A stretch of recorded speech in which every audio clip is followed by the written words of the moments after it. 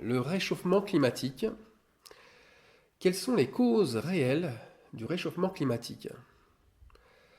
Premièrement, est-ce que c'est des causes naturelles? Est-ce que c'est un complot diabolique? Troisièmement, c'est peut-être une activité humaine, l'activité humaine qui fait cela. Ou pire, quatrièmement, c'est peut-être les trois réunis. Et si il y avait encore une cinquième raison, et une raison, est-ce que ce ne serait pas un plan divin? Le quatrième ange versa sa coupe de colère sur le soleil, et les hommes furent brûlés par une grande chaleur. Ce châtiment annoncé dans le livre de l'Apocalypse, au chapitre 16, est-il en fin de compte ce plan? Alors d'abord c'est un fait, nous dépendons complètement du soleil.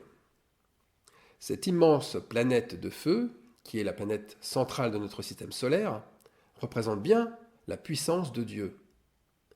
Les justes resplendiront comme le soleil. Matthieu 13, 43.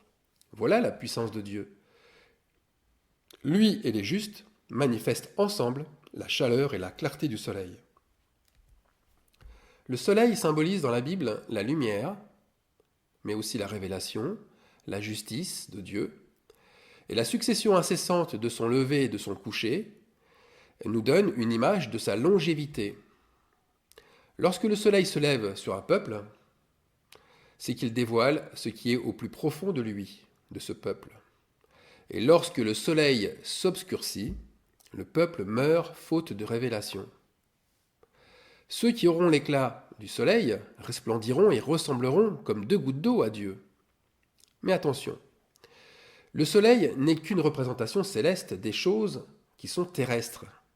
Ou bien le soleil, c'est une confirmation naturelle de ce qui est prédit spirituellement. Comme par exemple Luc 21, 25, où Jésus nous dit « Il y aura des signes dans le soleil », mais aussi dans la lune et dans les étoiles. Donc, attention à la glissade facile. Le soleil montre Dieu, mais il n'est pas Dieu. Ne tombons pas dans le polythéisme et dans l'idolâtrie. Le dieu soleil, elle était pour les Romains, il l'était pour les Grecs ou les Égyptiens. Tout comme, d'ailleurs, pour de nombreuses civilisations anciennes, qui voyaient les planètes comme étant des dieux à l'état réel. L'astrologie a été à la base de cette soumission face à la puissance d'attraction des planètes. Et tout cela pour exercer des pratiques divinatoires. Le Soleil a très souvent incarné l'énergie positive, mais aussi l'énergie négative. Son absence, par exemple, l'absence de Soleil signifiait une punition, une malédiction, avec des conséquences touchant à la stérilité à tous les niveaux. Et la présence du Soleil, au contraire, présentait un bon présage. C'était celui de récoltes abondantes, et même surabondantes. La bénédiction, quoi. Et là, au XXIe siècle, c'est encore autre chose, puisque ces rayons brûlent trop fort. Le soleil devient une source d'inquiétude, et on peut le dire de plus en plus, c'est une source d'angoisse. Pourquoi aujourd'hui le soleil a-t-il une importance plus vitale qu'autrefois? Alors c'est la voix des écologistes qui se fait le plus entendre aujourd'hui. Le réchauffement climatique est devenu un des phénomènes écologiques les plus préoccupants de notre époque. D'ailleurs, en France, nous avons un ministère de la transition écologique qui porte bien son nom. Les conséquences s'annoncent déjà terribles et seront même de plus en plus dramatiques si on ne parvient pas au mieux, j'ai bien dit au mieux, à infléchir la courbe, puisqu'il est maintenant prouvé que rien ne peut l'inverser. Alors qui est responsable de ce dérèglement criminel? C'est vrai qu'on peut employer ce mot criminel, vu les conséquences destructrices que nous vivons à travers les grandes catastrophes. Ce sont des fléaux. Sécheresse, cyclones, ouragans, tsunamis, inondations, séismes. Alors les grandes multinationales, comme l'État, comme les associations écologiques, il ne faut pas oublier que les associations écologiques sont le plus souvent des filiales des grands lobbies industriels, et on peut rajouter aussi certains scientifiques. Donc tout ce beau monde vont dans le même sens, en pointant la responsabilité sur la surexploitation de certaines ressources énergétiques, mais aussi, ils pointent aussi la responsabilité sur les mauvaises habitudes des consommateurs, qui émettent trop de CO2 partout sur la planète. Le consommateur a donc fait une confiance excessive à l'industrialisation, il a opté pour le mauvais carburant de sa voiture, il a choisi un mode de chauffage trop polluant, etc., etc. Alors cet excès de CO2 aurait eu comme conséquence d'augmenter la température terrestre et d'augmenter les gaz à effet de serre responsables du trou de la couche d'ozone. J'utilise exprès le conditionnel. Cet excès de CO2 aurait eu. Pourquoi j'utilise? Parce que tellement le mensonge est énorme. Ai-je besoin de vous citer un éminent spécialiste des avalanches? Ou ai-je besoin de vous citer un chercheur de la NASA ou un prix Nobel pour vous convaincre de l'imposture? Faire croire que l'activité humaine serait à la base d'un dérèglement planétaire, c'est vraiment lui donner une importance considérable, voire même plus, inconsidérée. Pensez-vous, ce serait à cause de l'homme que la glace fond au pôle Nord et que des races d'animaux disparaissent de la surface de la Terre, de la planète? Plus le mensonge est énorme et plus on y croit, surtout que nos élites semblent tellement convaincus par leurs théories. Et comme ils sont convaincus, ils sont convaincants. En fait, cela semble un paradoxe, mais le réchauffement climatique inquiète réellement nos élites politiques et économiques. Ils sont très inquiets de cela. Cependant, ils ne souhaitent pas s'exposer à un vent de panique généralisé, ou comme ils le savent trop, une perte de confiance, un effondrement moral face à l'annonce de catastrophes naturelles irréversibles, cela causerait un effondrement économique. Un moral en berne attirerait des névroses en surnombre, favorisant un comportement défensif, de repli sur soi, et bien entendu le refus d'investir dans ces cas-là. Alors, plutôt que de révéler la vérité, nos élites préfèrent se servir de l'urgence de la situation pour au contraire relancer de plus belle la croissance mondiale et occuper les gens à s'investir dans de nouvelles actions de survie. Et oui, le pari est bien là. Préparer la survie.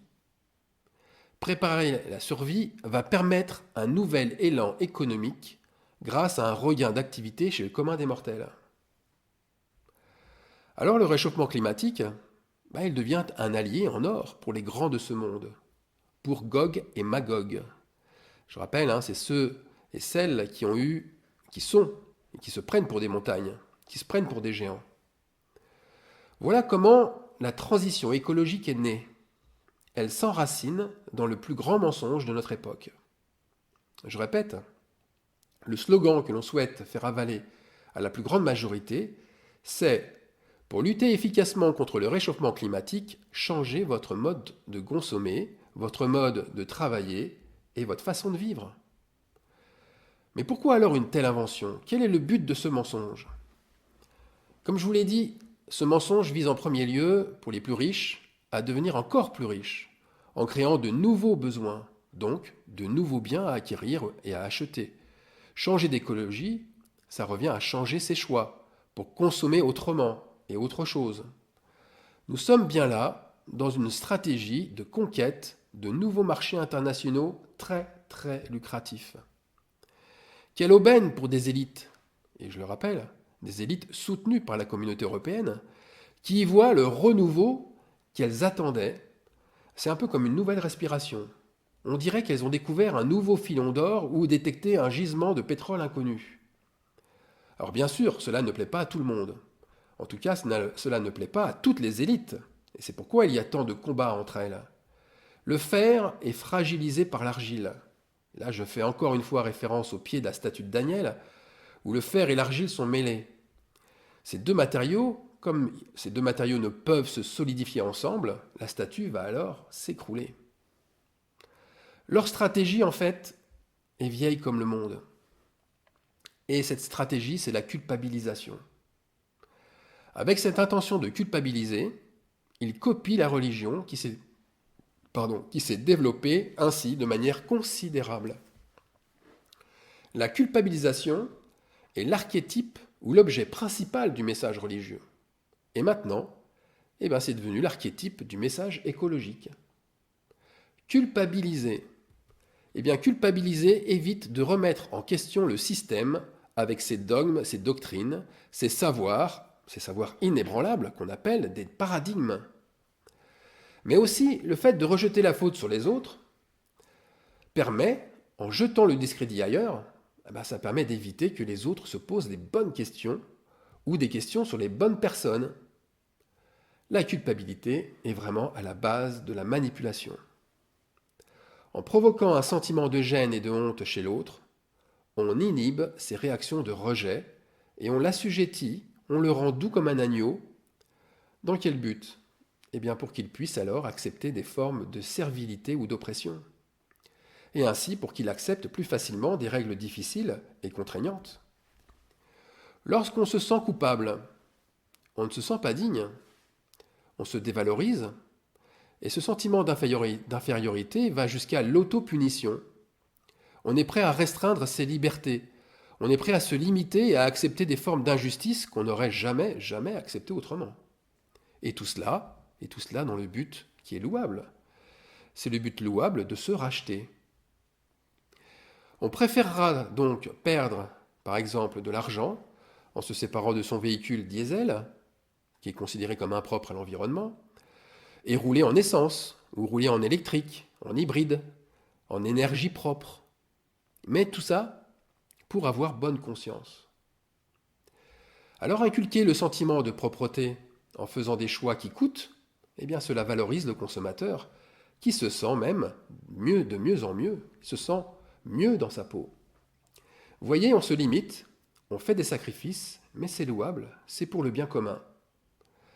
Alors je tiens quand même à préciser, que cet état d'humilité est un bon état, mais attention, à condition seulement s'il est fait sans hypocrisie, et qu'il n'y a pas un profit malsain qui l'accompagne, ou une quelconque récupération extérieure.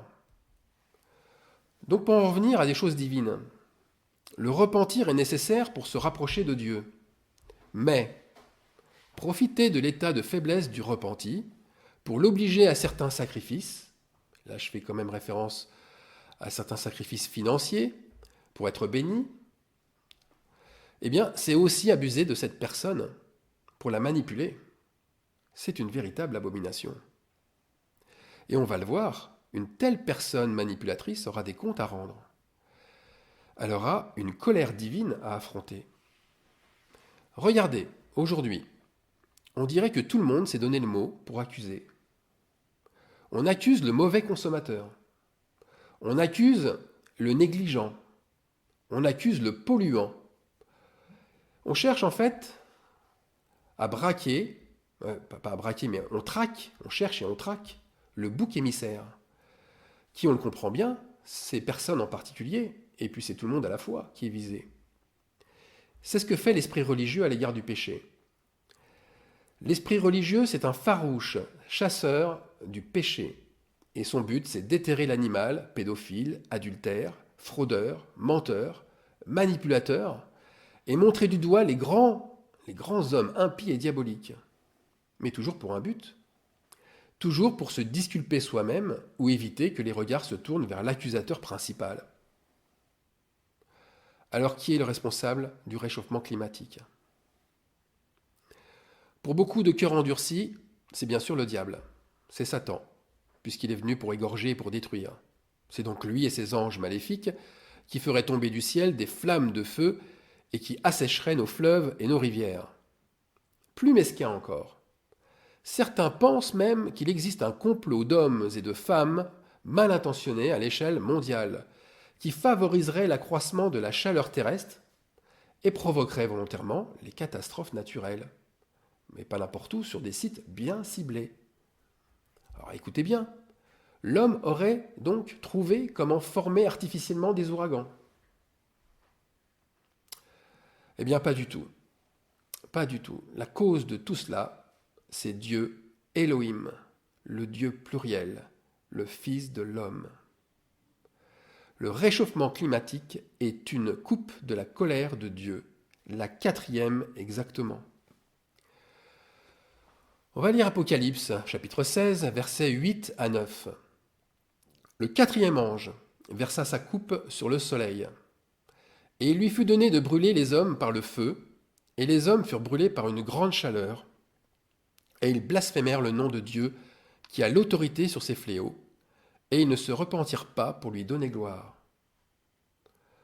Notre Seigneur, il a l'autorité sur ces fléaux, et il se sert de son pouvoir pour révéler l'outrage qu'on lui a fait, et il se sert bien entendu du soleil, de la chaleur du soleil en particulier. Le soleil a changé de fonction aujourd'hui. Il ne réchauffe plus, il brûle. Et les conséquences, on les connaît. Ulcère de la peau, recrudescence des cancers, disparition de certaines espèces animales, catastrophes écologiques. Dieu permet ces épreuves. Il les permet pour amener un peuple nombreux à tomber au sol par la force. Par la force puisqu'il a refusé de le faire lui-même de sa propre volonté en refusant la repentance. Dieu a permis que le climat terrestre suive des fluctuations avec des ères tantôt de glaciation, des déluges et tantôt des périodes de réchauffement. Et comme il ne fait rien par hasard, eh bien ce réchauffement climatique correspond parfaitement avec un temps de jugement déterminant. C'est une grande épreuve mondiale qui touche l'humanité. C'est une grande tribulation. Et il en sera fait comme du temps de Noé, une grande catastrophe écologique. Notre Dieu s'est fixé des moments clés dans l'histoire de l'humanité, des moments qui correspondent à un pic d'apostasie. L'apostasie, c'est le divorce entre les hommes d'abord et Dieu. Donc, ces moments clés dans l'histoire sont faits pour que les éléments naturels et spirituels agissent ensemble en synergie. J'en avais déjà parlé. Ces moments choisis sont des sabbats. Ce sont des fêtes, car à ce moment-là, l'Urim et le Tumim, à travers les vrais croyants, et les vrais croyants, ce n'est pas forcément des juifs au sens propre, mais à travers ces vrais croyants, l'Urim et le Tumim révèlent à ce moment-là les pensées profondes de chacun. Dieu ne fait pas cela par plaisir. Parce que je sais qu'il y en a qui pensent qu'il fait cela par sadisme, mais non. Dieu fait cela pour rechercher la repentance de ses enfants. Pourtant, le résultat ici sera pour beaucoup encore négatif. Bien qu'ils reçoivent une coupe d'épreuves terribles dans leur vie, ces tribulations qui les brûlent et qui les enflamment comme un feu, comme une grande chaleur étouffante et brûlante, eh bien cette coupe d'épreuves les font blasphémer contre Dieu, plutôt que de se repentir. Puisqu'ils ne se repentirent pas pour lui donner gloire. C'est le texte biblique qui le dit. Donc ce fléau sera vraiment pour eux une malédiction, puisqu'ils ne réagiront qu'à travers le blasphème. Et ils blasphémèrent le nom de Dieu qui a l'autorité sur ces fléaux. Là encore, Apocalypse 16. Encore le témoin d'un endurcissement au plus haut niveau pour cette génération perverse dont parle Jésus. Alors un constat qui pose question. Le soleil. Le soleil ne sera plus prédominant comme aujourd'hui. Le prophète Ésaïe, comme l'apôtre Jean, nous montre un soleil qui devient absent, qui disparaît, qui est comme évaporé. Car il n'est plus dans le ciel, mais il se trouve à l'intérieur du nouveau temple de Jérusalem. Alors la question, est-ce une vision uniquement spirituelle, ou bien le soleil va-t-il s'éteindre vraiment? Et ce que nous connaissons de notre système solaire va-t-il alors disparaître? On va lire Ésaïe, chapitre 60, verset 19. Ce ne sera plus le soleil qui te suivra de lumière, qui te servira, de lumière pendant le jour, ni la lune qui t'éclairera de sa lueur. Mais l'Éternel sera ta lumière à toujours, ton Dieu sera ta gloire, ton soleil ne se couchera plus. Maintenant, on va lire Apocalypse 21-23. La ville n'a besoin ni du soleil, ni de la lune pour l'éclairer, car la gloire de Dieu l'éclaire, et l'agneau est son flambeau. Ces versets montrent surtout une chose, c'est que le culte du soleil n'existera plus pour ce peuple qui est dans la ville. Ton soleil ne se couchera plus. Cette communauté de croyants réveillés n'a plus besoin de soleil, en tout cas du soleil qui se lève sur ses péchés, puisqu'elle en est définitivement débarrassée. Elle n'a qu'une seule lumière. L'Éternel sera ta lumière à toujours, et ton Dieu sera ta gloire. La lumière, c'est le Saint-Esprit, et le Saint-Esprit ne brille qu'à travers eux, et il ne cessera jamais de briller. La lumière de cette planète de feu, qui est le Soleil, aussi attirante et indispensable à la vie, eh bien cette lumière sera bien pâle en rapport à l'éclat des fils de Dieu. Aucun culte, aucune idolâtrie n'attirera plus personne, vu la puissance révélée et manifestée par le Fils de l'homme, c'est-à-dire par des disciples adoptés et glorifiés. Ils auront alors une puissance d'attraction inégalée. Voilà la signification de ces versets bibliques, où le soleil dans les cœurs brillera beaucoup plus fort que celui qui est dans le ciel. La ville sainte est devenue spirituellement le cœur d'hommes et de femmes régénérés. Et cette comparaison à elle seule permet de mesurer la puissance d'un peuple où règne le Fils, le Père et le Saint-Esprit. Non pas une trinité, mais une imbrication d'amour, comme j'en parlais dans mon précédent message. Alors, dans ce réchauffement climatique, la fournaise est effectivement très forte. Elle est même de plus en plus forte, puisque Ésaïe nous dit que le jour de la grande tuerie, ça c'est la version Martin, la lumière du soleil sera 7 fois plus grande, sa langue comme un feu dévorant. Mais la brûlure ne touchera pas les cœurs régénérés. Elle ne peut détruire ces fils de Dieu. Pourquoi ? Parce que la lumière de la lune sera comme la lumière du soleil. Ésaïe 30, 26. C'est ce que nous venons de voir juste avant. La lune qui représente la communauté des fils de Dieu, sera comme le soleil. Elle sera comme l'éclat du Père. Elle brillera comme la lumière de 7 jours, nous dit Ésaïe. La lumière de 7 jours. Pourquoi 7 jours ? Car le 7e jour, c'est la lumière du sabbat qui brille. C'est un jour de repos. C'est un jour de bénédiction pour tous, le sabbat. C'est une grande fête solennelle, un grand festin, même plus, un grand repas de noces sur cette terre comme au ciel. Alors, nous qui aimons en vérité, je dis bien en vérité, et pas nous qui aimons la vérité. Pour aimer en vérité, il faut que la vérité soit en soi. Donc, nous qui aimons la vérité, en vérité, ne concentrons pas notre énergie envers des actes inutiles, des actes qui se voudraient être écologiques en apparence. Parce qu'attention, ce qui ne veut pas dire d'être un je m'en foutiste ou un consommateur polluant. Nous devons rester respectueux de tout. Mais ne nous relâchons pas. Sacrifions-nous pour les autres, pendant qu'il est encore temps de le faire. Et sacrifions-nous pour les autres, pas pour avoir bonne conscience, mais parce que la gloire de Dieu est là. C'est-à-dire parce que notre conscience régénérée nous le dit et nous l'inspire, et que les circonstances sont favorables. Amen.